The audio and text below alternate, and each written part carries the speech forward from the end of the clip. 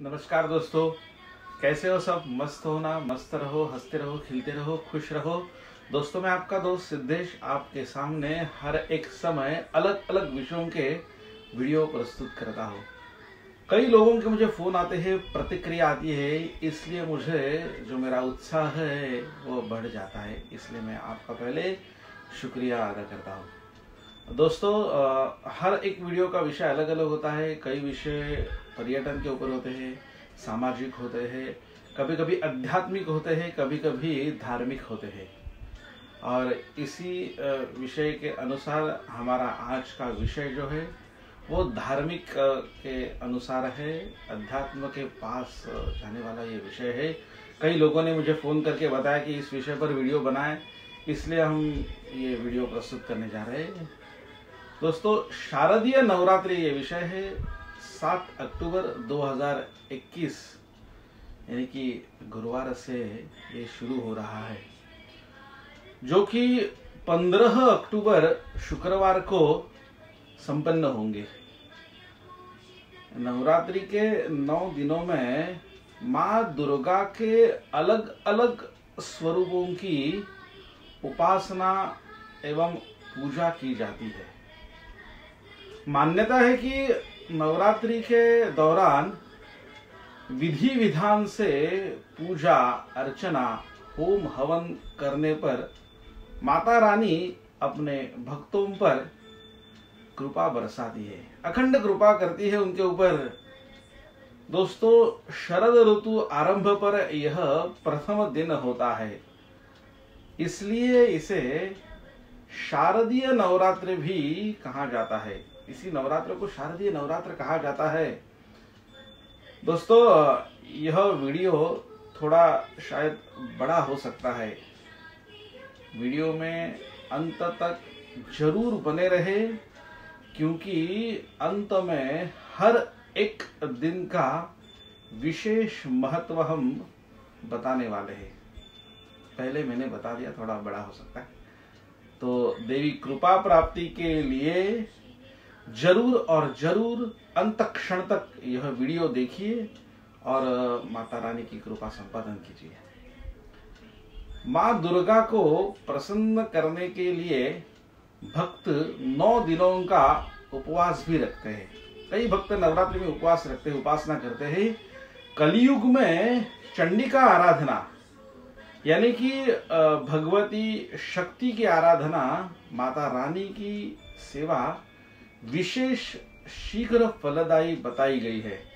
कई ग्रंथों में हमें बताया गया है कि शीघ्र फल प्राप्ति होती है, ताकि ब्रह्मा विष्णु महेश तथा प्रभु रामचंद्र भी, सभी देव देवताओं और राक्षसों ने भी एवं दानवों ने भी यह भगवती आदि शक्ति की आराधना नवरात्रि काल में की है। ऐसे हमने देखा होगा, आपने टीवी सीरियल में भी देखा होगा। यह नवरात्रि के दौरान कई बार ऐसे होता है कि तिथियों को घटने के कारण, अगर कई बार बढ़ने के कारण अष्टमी, नवमी और दशमी तिथि में असमंजस की स्थिति बन जाती है। कई बार होता है ऐसे। इस बार चतुर्थी पंचमी एक आई हुई, लेकिन प्रतिपदा से नवमी तिथि को नवरात्रि कहा जाता है। चाहे दिन कम ज्यादा हो, लेकिन ये तिथि को नवरात्रि कहा जाता है। ऐसे में हम आपको बता रहे हैं कि शारदीय नवरात्रि इस 2021 में महाअष्टमी, महानवमी और दशहरा किस तिथि और कौन से दिन को पड़ रहा है, ये हम ये वीडियो में देखने वाले हैं। नवरात्रि के देखे जाए तो मुख्य 4 प्रकार और प्रमुख 4 अंग होते हैं, जो कि प्रतिपदा से नवमी तक नवरात्रोत्सव, तिथि तृतीया से नवमी तक सप्तरात्रोत्सव और पंचमी से नवमी तक पंचरात्रोत्सव और सबसे सप्तमी से नवमी तक त्रिरात्रोत्सव। अगर इस काल में, इन दिनों में किसी को कोई सोयर या सुतक हो तो हमें जो पक्ष अनुकूल हो, जो पक्ष उचित लगे, उस समय देवताओं का स्थापन और पूजन जरूर करना चाहिए और कुल धर्म बिल्कुल भी खंडित ना करे।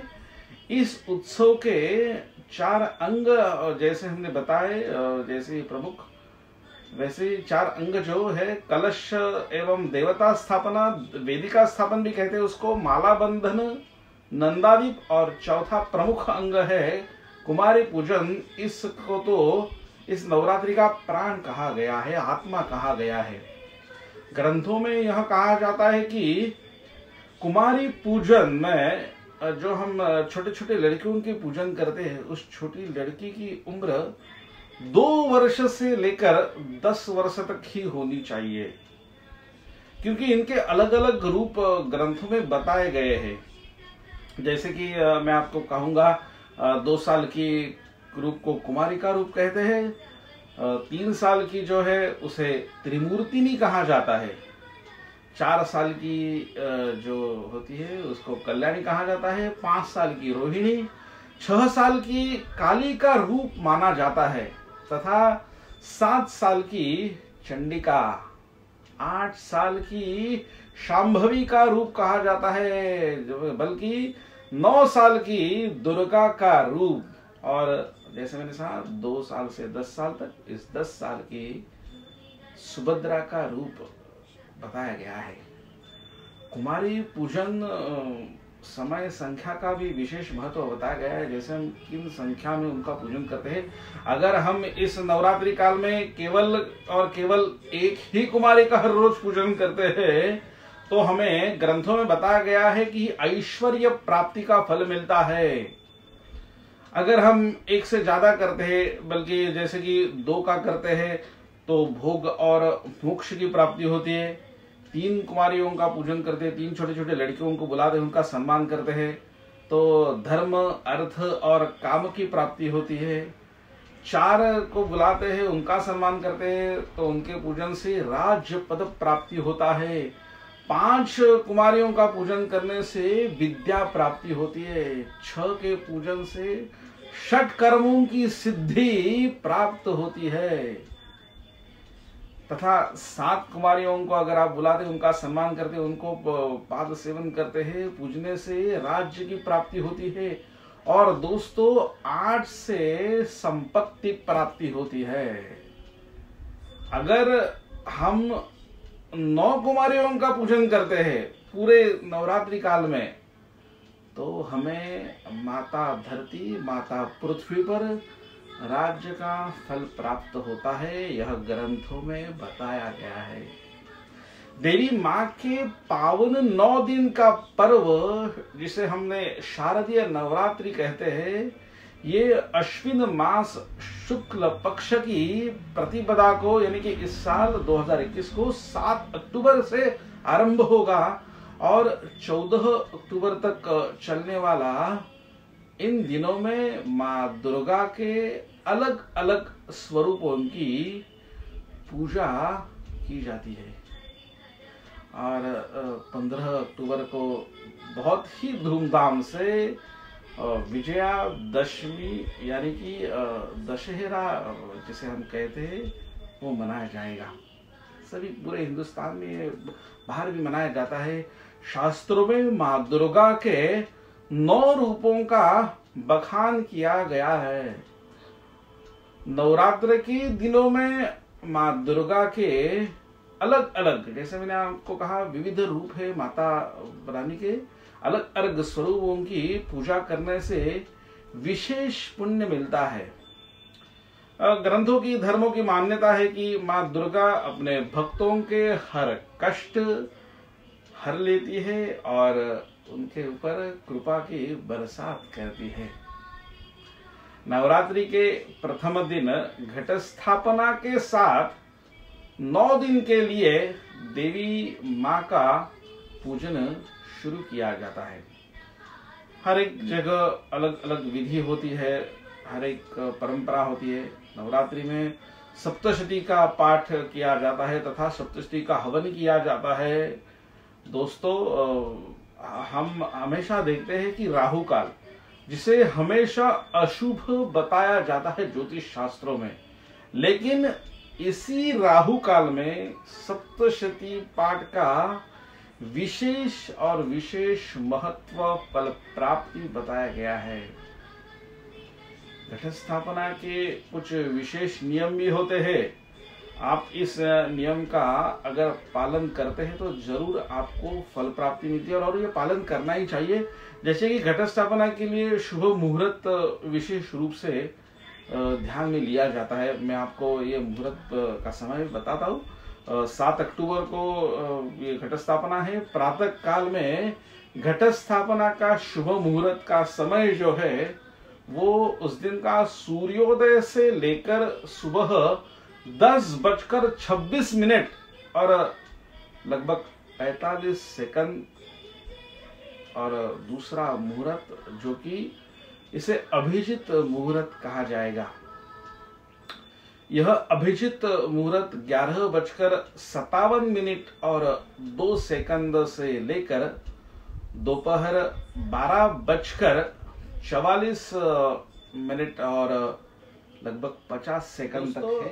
2021 में इसी मुहूर्त के समय अगर घट स्थापना करने से नवरात्रि का पूर्ण फल हमें प्राप्त होगा, ये मैंने आपको बताया। 7 अक्टूबर को पहला दिन है। उस दिन माँ शैलपुत्री की पूजा, और उस दिन चंद्र दर्शन का भी शुभ योग है। माता रानी को जो आगमन होने वाला है उस समय वो वाहन है, वो दोहा, यानी कि आदि शक्ति आदि माता भगवती झूले पर सवार है। ज्योतिष शास्त्र के अनुसार उसका फल जो होता है वो कुछ शोक होता है। भगवती को गुरुवार के दिन मिश्री यानी कि रॉक कैंडी का भोग लगाए। खड़ी शक्कर भी कहा जाता है उसे। अगले दिन 8 अक्टूबर द्वितीय दिन है। उस दिन माँ ब्रह्मचारिणी की पूजा की जाती है। भगवती को इस शुक्रवार के दिन शक्कर का भोग लगाए। शक्कर का भोग लगाए। 9 अक्टूबर को तीसरा दिन है। उस दिन से सप्तरात्रोत्सवारंभ है। माँ चंद्रघंटा की पूजा उस दिन की जाती है। और शनिवार के दिन शुद्ध देसी गौ का जो घी होता है उसका भोग लगाए। आगे 10 अक्टूबर चौथा दिन है, चतुर्थ दिन। उस दिन से पंचरात्रोत्सवारंभ प्रारंभ होता है। चतुर्थी तिथि और पंचमी तिथि का यह मिलन है, क्षय हुआ है, इसलिए उस दिन माँ कुष्मांडा की पूजा और माँ स्कंद माता की पूजा होगी। ललिता पंचमी का यह दिन है। उपांग ललिता का व्रत जो होता है वो इस दिन किया जाएगा। और महाराष्ट्र में करवीर निवासिनी जो महालक्ष्मी है, इसी दिन वह उनकी सखी जो है माता त्रिम्बुली उसे मिलने के लिए जाती है। ये परंपरा है। भगवती को रविवार के दिन पायस का भोग लगाए। कृपा संपादन करिए। ये सब ग्रंथों में आए हुए हैं। भोग मैं आपको बताने जा रहा हूँ। आगे है 11 अक्टूबर पंचम दिन, 5वां दिन है यह नवरात्रि का। माँ कात्यायनी की पूजा तथा षष्ठ्याम बिल्वतरो बोधम सायं संध्यासु कारयेत। इस संस्कृत वचन के अनुसार सायंकाले शाम के वक्त बिल्व निमंत्रण भगवती को होगा। और सोमवार के दिन भी शुद्ध देसी गौ घी का ही भोग लगाया जाता है। पता नहीं आज ये लाइट बहुत परेशान कर रही है। ठीक है। 12 अक्टूबर आगे 6वां दिन है।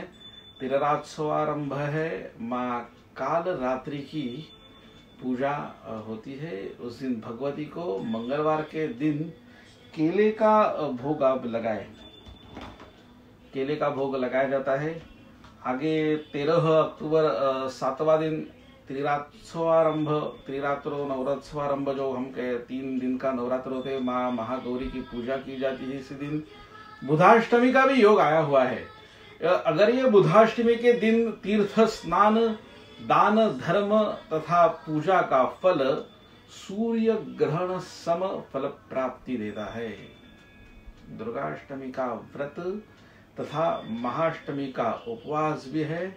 और जो कोकणस्थ होते हैं उनके यहाँ घाघर फूंकने की प्रथा होती है, यह उनके लिए महत्वपूर्ण दिन बताया गया है। उस दिन भगवती को बुधवार के दिन मक्खन का भोग जरूर और जरूर लगाएं। 14 अक्टूबर 8वां दिन है। महानवमी का यह दिन, जिसे खंडे नवमी भी कहा जाता है, माँ सिद्धिदात्री की पूजा और नवरात्रि समाप्ति का यह दिन, और उस दिन शस्त्र पूजन का दिन बताया गया जाता है। उस दिन भगवती को ये गुरुवार के दिन मैंने जैसे कहा कि मिश्री यानी कि रॉक कैंडी का भोग लगाए।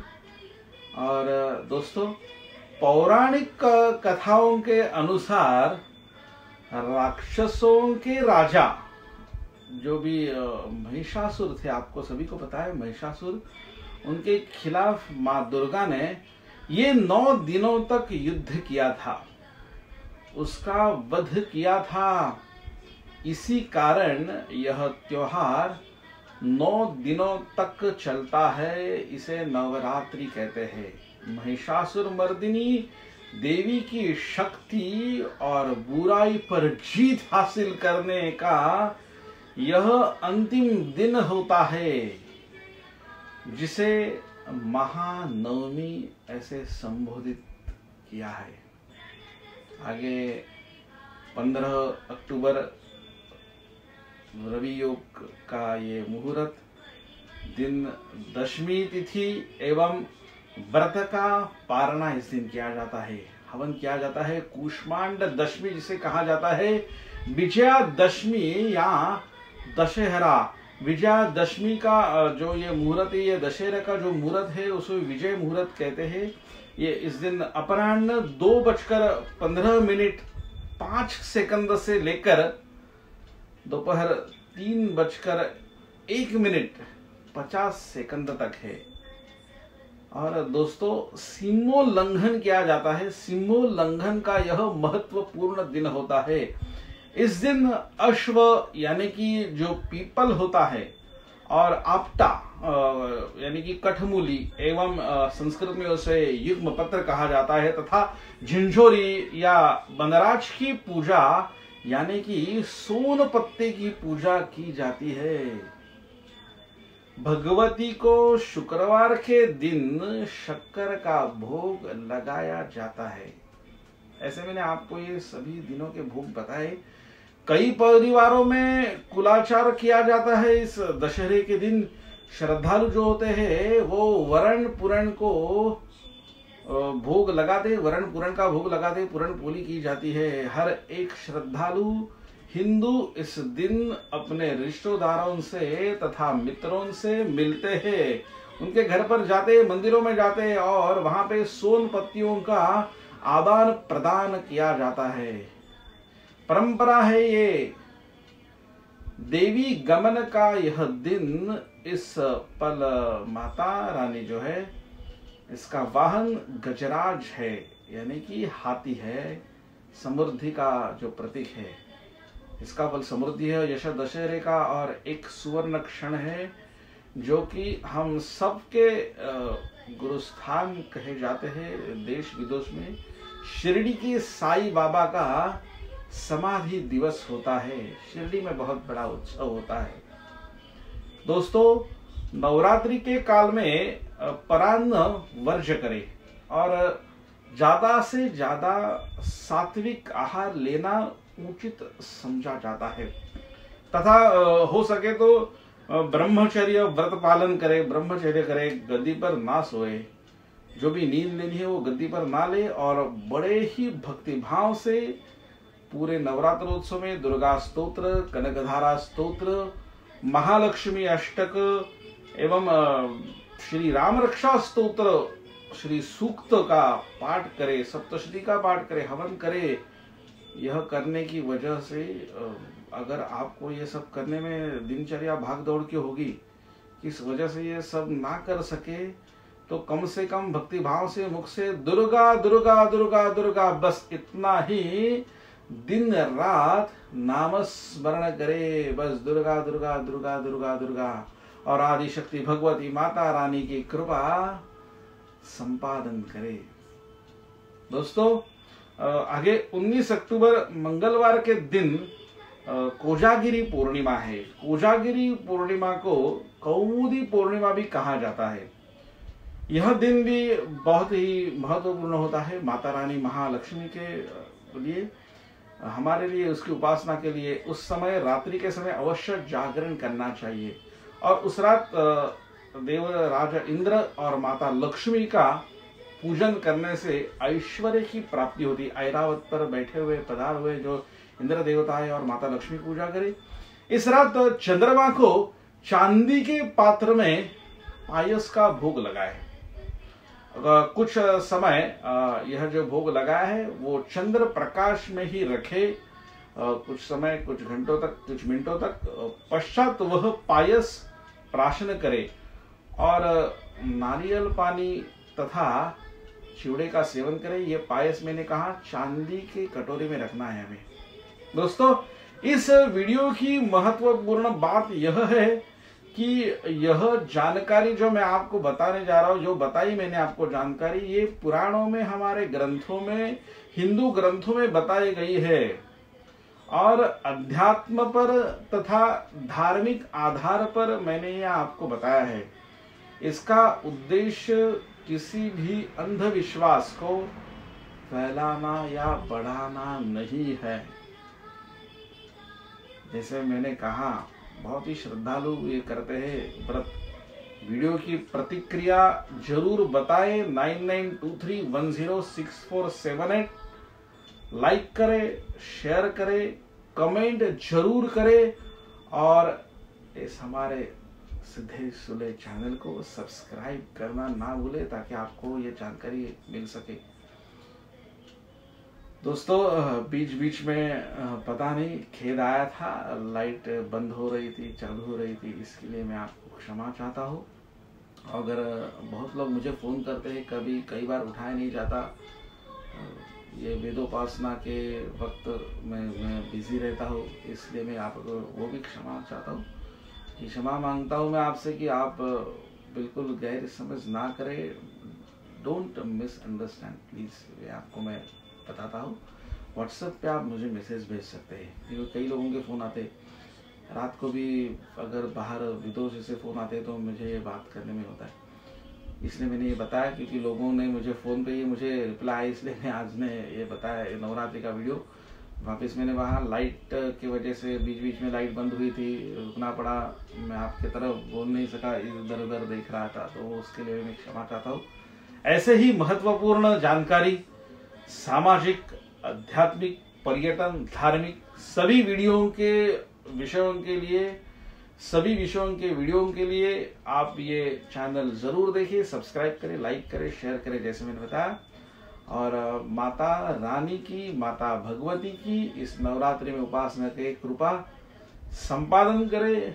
ख्याल रखें आपका खुद का, आपके परिवार का, और आपके सेहत का, आपके आरोग्य का। धन्यवाद दोस्तों।